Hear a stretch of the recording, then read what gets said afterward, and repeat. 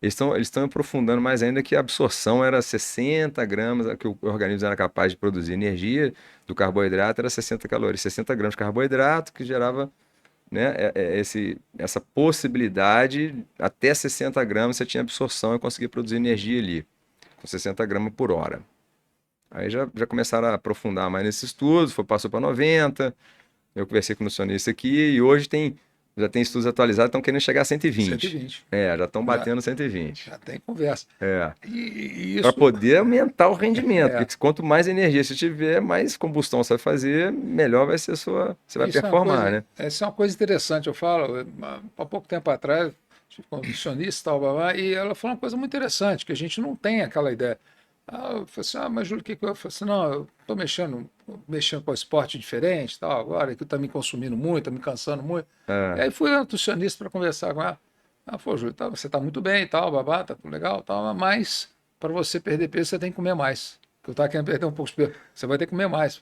Peraí, opa, como é que é essa história aí, pai? gostei, né? Agradei. Eu gostei, estou gostando. Não posso comer o que eu quero, não. Você vai comer o que eu vou deixar. Mas Aham, tem a ver com isso, entendeu? Com você regular, ajustar a sua homeostase dentro do que você está querendo fazer, dentro do que você está projetando que vai desenvolver, para você ter condições de atender aquilo. massa. Isso é uma coisa que toda é uma ciência que evolui dia a dia. E os conceitos mudam, né? Mudam muito. Antigamente, Nossa, não, mas tem que ser assim, eu agora já é falo, totalmente não diferente. adianta pegar paper aí de Não, 2010 para trás, 2015, já tá mudou velhíssimo, né? tudo, mudou tudo. Os artigos, umas evidências, mas legal demais, né? A literatura também fala coisa muito interessante pra gente. E dentro do assunto bike aí que você tá pedalando, você tá usando mais e-bike agora. Você tá pedalando e-bike? Na verdade, eu tô brincando. Outro dia eu estava falando que eu estou fugindo da bike. Mentira. Eu Aham, pedalei um pouco, nunca fui de pedalar muito, não, pedalei um período pouco. Mas aham. aí eu arrumei um outro. Eu sempre gostei muito de mar, gosto muito de mar, e agora eu comecei a mexer com outras coisas, que é o negócio do kite. Então É o aí, kite. aí a bike eu já dei uns rolé de vez em quando com o pessoal aí, mas Aham. ainda estou resistente. Eu falei que eu brinco, eu falo que eu sou um ciclista raiz. Não sou nem ciclista que dirá raiz, né? Não sou não. Mas eu acho que um dia eu vou me render também, porque acaba Massa. que tira um pouco de sofrimento para gente que não é um É. ciclista raiz, que não é aquele cara que. É, que se você não estiver treinando, você consegue sair nela, porque a bike ela é Exato. muito inclusive por isso, né? Porque ela chega, você chega destreinado, sai, a galera vai sair para um rolê, você vai junto, É porque isso, é uma coisa. Tirou o sofrimento, tirou né? o sofrimento, Tirou o né? Você tem sofrimento. assistência ali que vai te ajudar, Eu coisa e brinco que tal. a vida está ficando mais fácil, né? Então, por exemplo, antigamente jogar tênis era um negócio muito difícil. Hoje em dia todo mundo joga beach tênis, que é mais fácil. Opa, Beach muito. tênis todo mundo É, joga. Aí vai jogar um tênis, vai evoluir dentro de um vai tênis. correr É na quadra. É complicado, entendeu? difícil, né? É mais Muda muita difícil. coisa, Então né? as coisas estão evoluindo, né? A bike evoluiu, o beach tênis está evoluindo, as coisas estão indo. Não, mas aí você começa a impor dificuldade também para as pessoas, aí começa o cara querer usar umas substâncias meio, né, obscuras aí. Sei que a gente está falando do sistema circulatório, que é a bomba cardíaca, junto, né, com todo o aparelho circulatório, é uma das coisas mais importantes para o atleta, né? Aí você vai lá dentro, né, hematócrito, vamos fazer eritropoese, vamos aumentar né, o número de células, aí vão tomar o EPO, né? Eritropoietina, o EPO que vai fazer multiplicar essas células. E o atleta usa até hoje, é muito sério essa conversa, né? Tá rendendo até o desafio aí do Avancini agora, que o pessoal do ciclismo em São Paulo comprou a briga de forma muito assim, até mal educada, porque estão desafiando um bicampeão mundial de mountain bike e se posicionando assim, eu sou sujo, não, a gente usa mesmo, então não vai ter nada para mensurar isso, e a gente bota as regras na mesa, coisa e tal. Mas é porque o Avancini veio falando sobre isso, né? A gente sabe muito bem que o Brasil hoje é o campeão de doping no ciclismo. Isso é uma vergonha para o nosso país, né? Infelizmente, É uma vergonha. é Eu uma queria ter. tristeza muito grande, É, cara. Eu falo a gente que, veja bem, desde o início eu falei que eu tenho muito foco na saúde. sem E dúvida. quando a gente vai falar de saúde, isso sai muito fora do que a gente tem por conceito de saúde. Eu tive a oportunidade, por estar trabalhando nessa parte de medicina esportiva, de estar com contato com pessoas muito competentes nessa área. Se você for falar do esporte de alto rendimento, eu tive pessoalmente algumas 2 ou 3 vezes com o Eduardo De Rossi, que é uma das maiores autoridades mundiais em antidoping, né? Um brasileiro conhecido no mundo inteiro, um cara muito competente e tal. Eu assisti muitas palestras dele.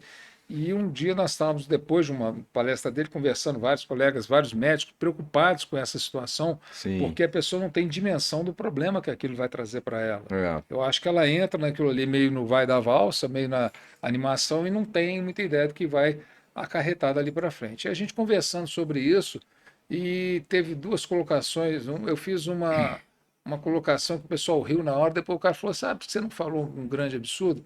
Porque a gente estava falando, é muito difícil a gente lutar contra isso, porque enquanto você tem, nessa reunião nossa, tinham 20 ou 30 médicos do esporte discutindo antidoping, isso bem antes da Olimpíada aqui no Aham. Rio, né?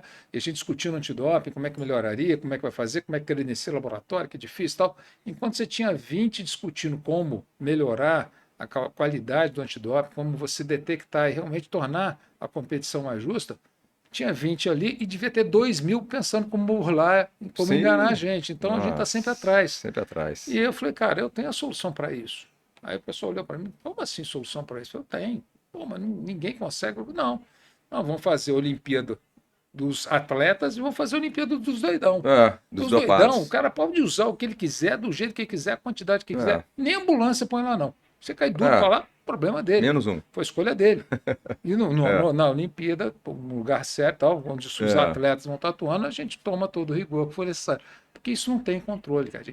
E isso é uma coisa que já não se justifica muito quando o sim. cara está falando de um atleta que eventualmente tem uma dependência financeira até do resultado e Aham, usa isso, entre aspas, como uma justificativa para o que está fazendo, apesar de eu não achar que justifique absolutamente nada, é, de um cara que é um praticante de alto rendimento achar que isso vai fazer diferença para ele. Cara. Isso é um engano muito grosseiro, é uma coisa muito ruim. Para a gente que trabalha com esporte é muito triste você ver isso. muito. Então a gente tem muito cuidado. Eu falo disso com muito cuidado.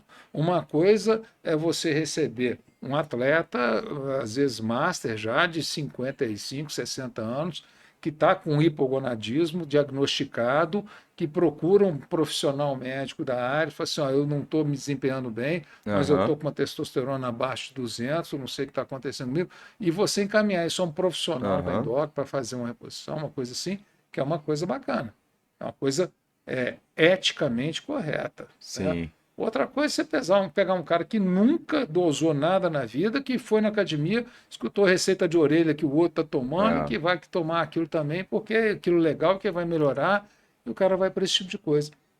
Daí surgem muitos problemas, e as pessoas, quando tomam esse tipo de atitude, às vezes não têm o cuidado que a saúde dele merece. Né?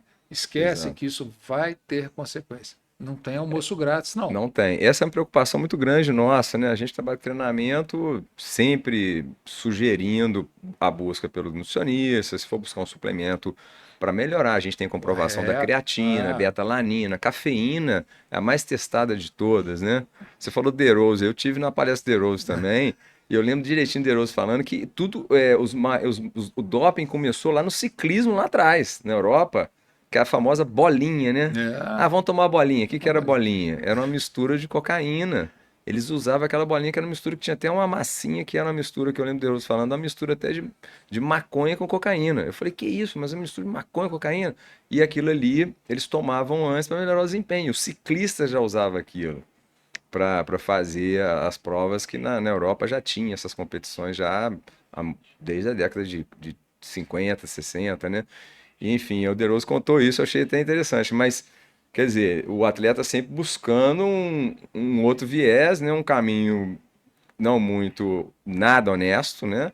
E que eu queria que você chamasse atenção, quais são, assim, os maiores riscos e efeitos para a saúde, Júlio, no geral, assim, o que É, acontece com o coração, com todo o sistema ali endócrino, aquela coisa. o problema é um problema muito sério e muito amplo, né?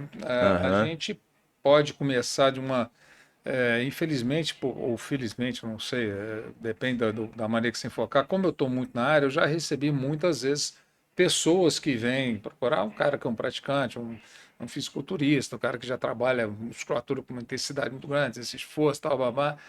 E eu já vi, não foi nenhuma, nem duas, nem três vezes, que o cara chega e fala assim, não, doutor, o cara chega gigante, daquele tamanho que você já conhece, que você olha para aham, o cara e você fala, isso não é não, treinamento, não tem isso, é você natural. não tem jeito.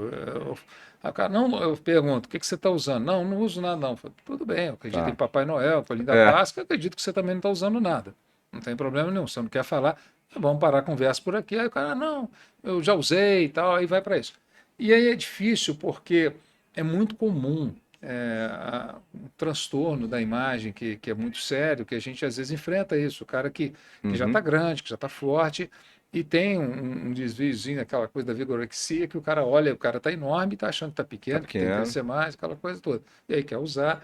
E a gente falou, ó, isso aí não vai te fazer bem. E eu já ouvi essa frase, não, se você me provar que não está fazendo bem, eu paro.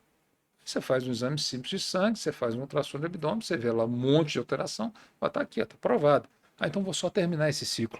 Quer Ah, dizer, não. Nossa o cara Senhora. não está procurando a saúde dele. Não tá Isso é procurando. uma coisa. E o que É. está a gente começando a ver especificamente na minha área, e isso é uma coisa muito séria, né? A gente já tem colegas que estão estudando muito profundamente, muito seriamente, que é o problema dos esteroides, a ação deles sobre o coração, né? O coração, Aham. ele é um músculo.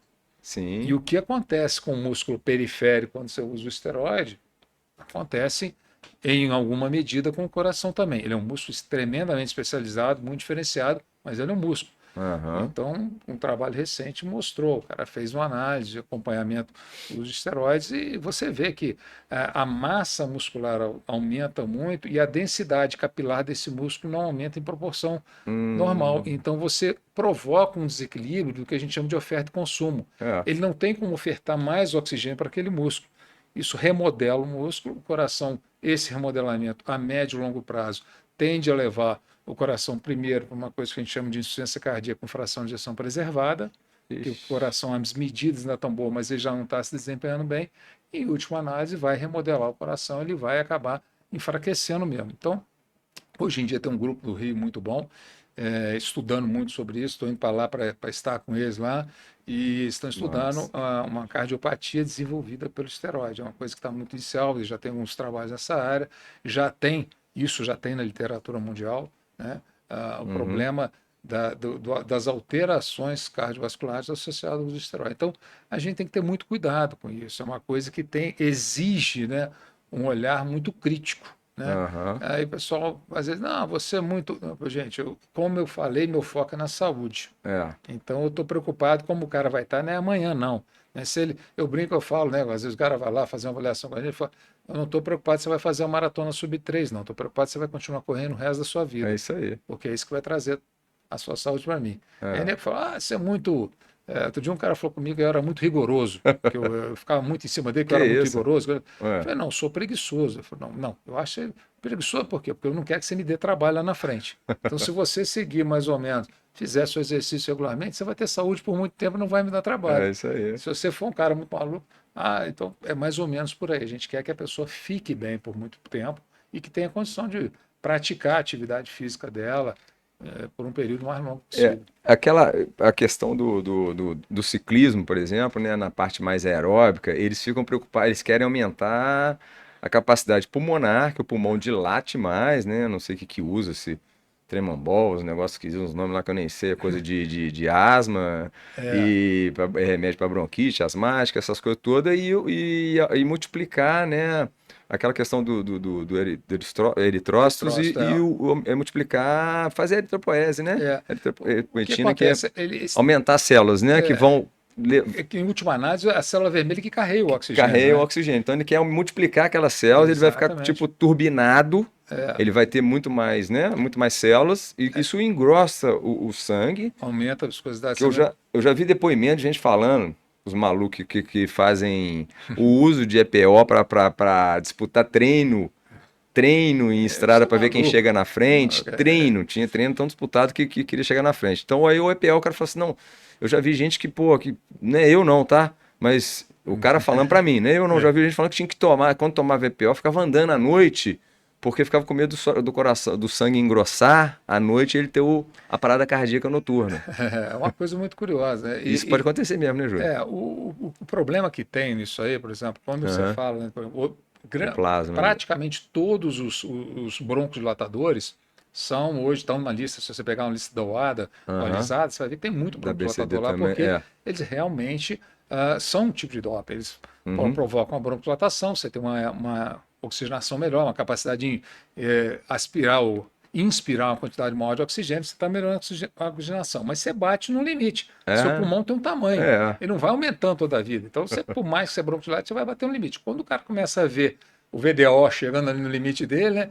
Ele fala, opa, eu tenho que arrumar uma outra coisa. Então, já que o meu pulmão já está maximamente broncodilatado, já estou respirando o máximo que eu consigo de ar, agora eu vou aumentar o número de célula vermelha, que é quem carrega o oxigênio, a hemoglobina. Isso. Como é que ele faz? Vou tentar aumentar o hematócrito. É a base do treinamento em altitude, que é uma coisa Aham. totalmente diferente. Tem gente que Que é vai feito. treinar em altitude e competir ao nível do mar.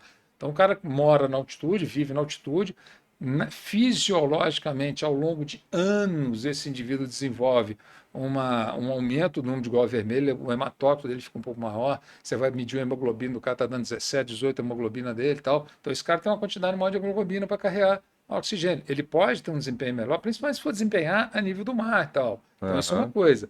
Outra coisa é o cara artificialmente produzir um aumento do número de glóbulos vermelhos, que transportam oxigênio no sangue, aumenta o hematócrito de uma maneira artificial e às vezes esquece que na competição ele desidrata e perde muito volume, Aham. aumenta a viscosidade sanguínea e eventualmente pode, em condições excepcionais, até ter uma trombose, uma coisa assim, Isso uma embolia, até durante o exercício, então, até né? Porque na durante o hora que ele vai exercício. desidratar, que ele vai Pode, perder um pode pouco mais acontecer. do. Não é uma coisa totalmente Aham. afastada de acontecer. Então, a coisa daquele esse treinamento em câmara hipobárica, né? Então, o É. cara diminui a pressão parcial de oxigênio que ele tem, por quê? É como se ele tivesse ido para altitude e lá ele vai ter, como ele vai estar exposto a menor quantidade de oxigênio, a longuíssimo prazo ele estimula naturalmente a eritropoiese dele e aumenta o n- número de glóbulos vermelhos. Naturalmente. Isso pode A acontecer gente naturalmente ao longo tem, de anos, a né? gente tem até estudo com relação ao treinamento respiratório também, com bloqueio respiratório, né? Que fala Isso, sobre isso também. isso. E, São mecanismos, né? e essa hemoglobina que você fala aí, na taxa de quanto, assim, que seria de um atleta normal que sem A uso de hemoglobina de um substância? indivíduo normal, no sexo Bem masculino, treinado. normalmente hemoglobina. Porque você treinar não aumenta a sua hemoglobina, né? Aham. Você treinar em altitude, sim. Se você tiver num ambiente de Ah, privação de oxigênio, pressão parcial de oxigênio no nível do mar, você tem lá 21% de oxigênio no nosso ar. Então, se você vai para altitude, esse 21% cai para 18, 17 e tal. É um mecanismo, eu acho muito interessante, eu gosto dessa coisa do desempenho, né? Então, vai aham. valer. Aí É. eu fico fascinado. Eu falo que eu sou doido para fazer eco e teste cardiopulmonar de um Sherpa, daqueles caras que Sim, sobe o Himalaia. Porque esses caras são maravilhoso. diferentes. Diferença. Eles Aqueles são ali, é. fisiologicamente diferentes. Eles não são seres humanos, pobres, afegãos médios, como o pessoal costuma brincar, né? Eles Aham. não são como a gente. Não Eles são são. indivíduos totalmente diferentes. Muito provavelmente pela exposição de alto tempo que eles Aham. têm ao longo da vida deles à altitude. Então, acho que passa muito por aí, né? Mas. Então, são caras totalmente diferenciados. Isso é uma coisa, né? Agora, um indivíduo médio, normal, um atleta, um cara saudável, vai ter uma tóxica entre 13,5%, 16,5%, 15,5%, alguma coisa assim, 14% é o número normal. Se o cara, às vezes, treina em altitude, vai chegar a 17%, 18% e tal. E se o cara fizer de uma maneira fisiológica, treinando em altitude, ele vai Uhum. tendo um ganho com isso, né? E a gente vê isso, né? Recentemente, acho que semana teve jogo aí, pessoal lá em La Paz, na Bolívia, que Aham. é 4 mil metros de altura, você vê que o jogador sofre porque a pressão parcial de oxigênio que ele tem para ele respirar é muito menor. É. Então, um cara que corre é, 50 minutos, uma hora sem cansar, lá em 20, 30 minutos está começando a cansar, porque ele sofre mais com aquilo, né? Você falou um negócio bem interessante, eu estava dando dados sobre isso também recentemente. Então, quando o atleta treina mais, aumenta o fluxo sanguíneo dele, aumenta o volume sanguíneo. Se aumenta o volume, os componentes, eles vão ficar até mais, vamos dizer, raleado, a grosso modo, para o pessoal entender. Eles vão Uhum. diminuir o conteúdo de hematócrito, essa coisa toda. Então ele vai ficar hemodiluído, né, que eles É, falam, né? Então não vai estar aumentando realmente, na proporção, porque o volume sanguíneo aumenta. E até quando for fazer uma avaliação, você pode até achar uma taxa assim, por exemplo, que muitas vezes, vamos fazer um exame de sangue para dieta, para ver como é que tá. Aí o cara tá com baixo ferro, né? uhum. Por causa de, muitas vezes, dessa diluição maior, É. né?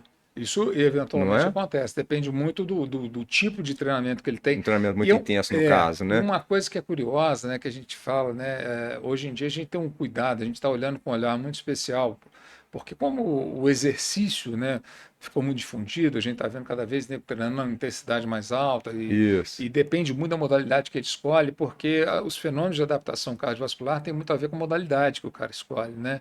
Então, É. se você tem componente estático alto e dinâmico alto, você tem adaptações mais significativas. O Uhum. ciclismo é um exemplo disso, né? O É, cara tem componente estático e dinâmico muito alto.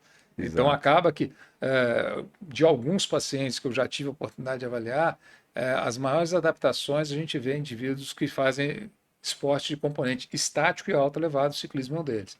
Então, às vezes, Uhum. você pega um corredor de maratona, que é um cara que corre muito, que tem um VO2 às vezes bastante alto, mas é um indivíduo muito magro, tem uma massa muscular que não é tão grande quanto a de um ciclista, o Aham. VO2 dele nem é uma coisa de outro mundo, mas o cara corre igual uma máquina, né? É Pô, um cara interessante. chegar a fazer uma maratona, 42 km em 2 horas, o cara é uma máquina de correr. É verdade. É uma coisa diferente, né? E às vezes você vai ver a adaptação dele não é tão intensa quanto de um indivíduo que às vezes não faz com tanta intensidade, mas faz um esporte de características diferentes, que exige mais adaptação.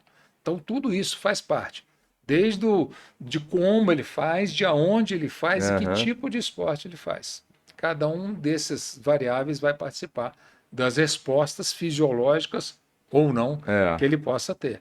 E a gente, quando fala muito, né, da coisa do esporte, né, eu vou até aproveitar que nós estamos falando dessas adaptações, fazer um Massa. ganchinho rápido aqui, Pode falar. uma coisa que a gente preocupa muito, né, que é uma coisa que eu não sei se você iria falar mais não, mas eu gosto de sempre tocar nisso, que é a chamada avaliação pré-participação, que é Uhum. um ponto que a gente gosta de ressaltar, a gente trabalha com isso.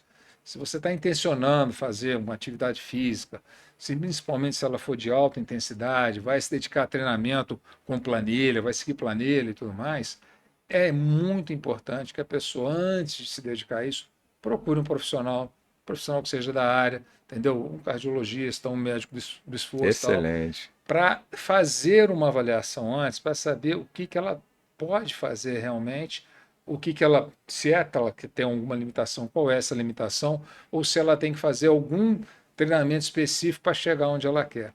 Essa avaliação visa muito evitar aquilo que a gente estava falando no início, que é o problema da morte súbita no atleta, que é uma coisa que é muito Sem dúvida. chocante e tudo mais. Isso. E isso daí evoluiu muito nos últimos anos. Tem um grupo da Itália, do grupo do Dr. Domenico Corradi, que é uma das maiores experiências mundiais nisso. Aham. Eles têm um grupo lá.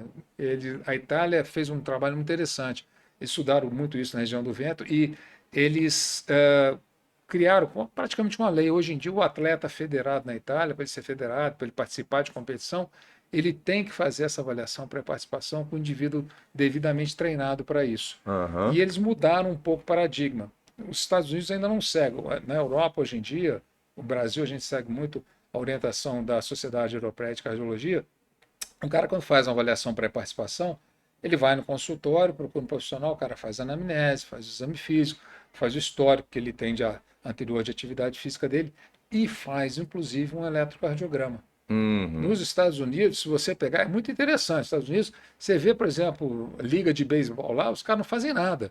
Aí você vai ver Sim. a liga de futebol americano, os caras não fazem nada. Então, às vezes o cara faz uma anamnese, né? E Aham. considera que a anamnese está suficiente. Então, Ó. são modos diferentes de ver o mesmo problema. Sim. Mas por essa experiência italiana, que foi muito interessante, eles mostraram uma redução significativa de eventos em atletas, principalmente atletas jovens, a partir do momento que eles começaram a incluir o eletrocardiograma nessa avaliação. Isso melhorou muito a segurança para a prática esportiva. E aí, quando a gente fala de desempenho, é interessante que o cara já tenha passado por uma avaliação dessa Ó. para estar tranquilo, porque senão isso pode trazer algum tipo de consequência para ele. Tomara que depois dessa fala sua aí, o pessoal compartilhe bastante o vídeo aí, né? Que a gente vai estar postando nos canais aí, no Cadinho Treinamentos e poder divulgar para outras modalidades, que é muito interessante você falar sobre avaliação pré-participação, porque é pré-participativa, Pré-participação ou pré-participativa? tá? Porque até para desenvolver para outras regiões, né? Porque a gente trabalha com atletas de diversos estados do Brasil e muitas vezes a dificuldade que o pessoal encontra é assim, na minha região não tem isso, Cadinho, como é que eu vou fazer? Eu tenho que deslocar para o grande centro, para a capital do estado e tal. Mas assim, de alguma forma, né?